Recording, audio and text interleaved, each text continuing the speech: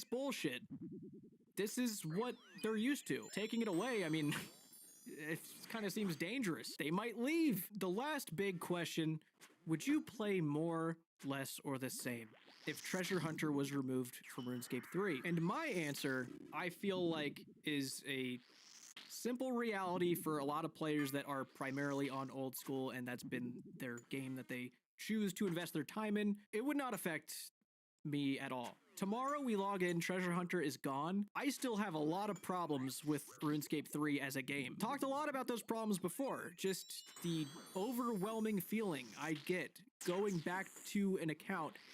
I feel like I need to start from scratch again. And I think that's the way a lot of players feel, because I can definitely say, as someone who has made a big effort to understand new skilling systems, new tiers of armor, how everything works, like the progression system, it is so vastly different from old school that it is incredibly hard to get a grasp on at all. I'm sure it's very second nature if you've been playing RuneScape the whole time and you've been there for all the updates as they've come out, but I mean, I had no clue what to do. When I logged into my main account, I was like, I don't know what to buy.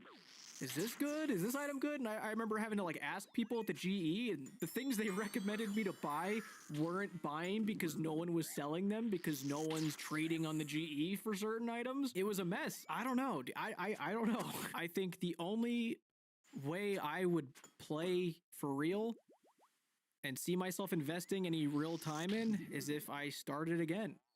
Even having played Fresh Start Worlds, I feel like that account was kind of taken away because of the way it got handled towards the end of it. It's a sticky situation. So having gone through that survey, that was in end of July, less than a month later, the future of player value in RuneScape, a message from Mod Pips, who's the CEO of Jagex. In this post, he says he wants to talk about the survey. While content is the main part of the tapestry that is RuneScape, there are other aspects of the game too, including the commercial features like membership, premier membership, bonds, Solomon Store, and Treasure Hunter. The survey provided valuable insight that inspired our latest content roadmap. We felt it was time to expand our efforts assessing the other offerings within RuneScape. It's been a while since we did a survey that delved into MTX in this depth, and it was important to do it in a way that allows us to get more quantified view of player responses across a representative cross-section of the community. That included asking some pretty direct questions that you're probably not used to seeing from us. Yeah. While I can't go into the results given they're commercially sensitive, there were a lot of important perspectives shared with us in that survey. Perspectives being, everyone's pissed, is what that sentence was. It's led us to a major decision.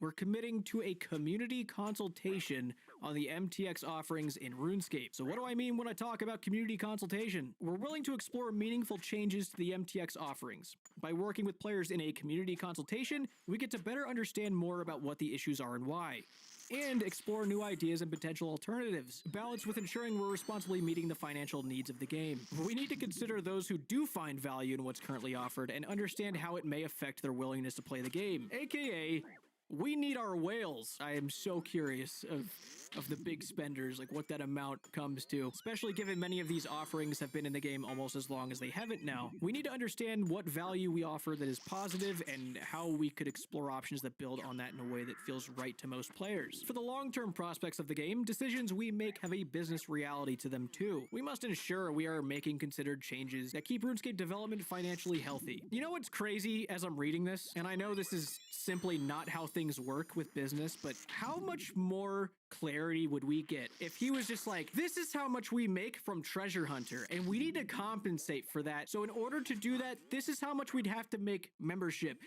Are you guys cool with that? Everybody would understand or have a new perspective on it. All of this speculation, all of the criticism would be so much more clear, and everybody would just understand what's going on. So that's about the most unrealistic thing to, say as a business, but good God, would that be the easiest solution, the most simple solution, just being transparent about it. If he just gave us numbers and said, this is how much we make, this is how much we would need to make, and here's how we could do it. You guys choose. What option do you want? What a dream that would be, huh? All of it would just be instantly answered. But alas, business, profits, Extra profits. What a beautiful world we'd live in. As I'm editing this, there's actually been a development here. I actually tweeted what I had just said in this video, just because I thought it was a goofy, funny thought to explore. And it turns out that Mod Pips actually saw this almost immediately and responded. So we've actually already gotten a little bit of response here. So what I just said, he responded, our surveys are essentially asking players what they think of the alternatives, just not stating the amount of money we would seek to offset.